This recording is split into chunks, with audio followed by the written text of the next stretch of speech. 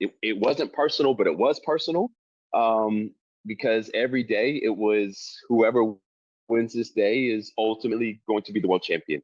Whoever wins today is going to be the Olympic champion. And so that's why when I tell you that you have to practice like you compete, when I got to a world champion, when I got to Olympic Games, for me, it was another day in Gainesville because I already trained with the best. I had trash talking every day. I had to move the cone, move the shoe, move the marker every single day. If we were doing hills, like I was racing up hills. If we were doing turf bounds, if we were doing recovery runs, like I was gonna still be the fastest recovery run. So everything we did, we were competing with who can drop the weight, who could be the leanest, who could lift more, who could we were battling for everything.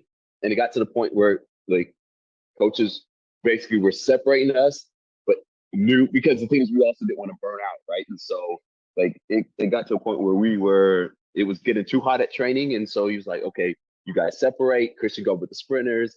We'll take a day off. Omar, I'll work with you. But it was that thrill also because when we were separate, we were already like talking across the track saying like, I'm doing this. I'm getting my 2%. What are you doing today? So you couldn't separate us, but ultimately that's what made us the best in NCAA, that environment. And so if you have good training partners and they're willing to not take it personal, but actually just take accountability for one another, and you know that my success relies on you being great, and your success relies on me pushing you.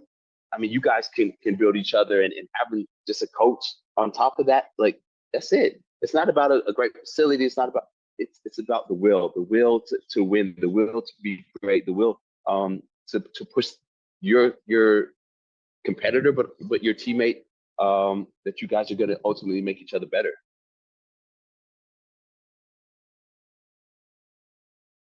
Thank you.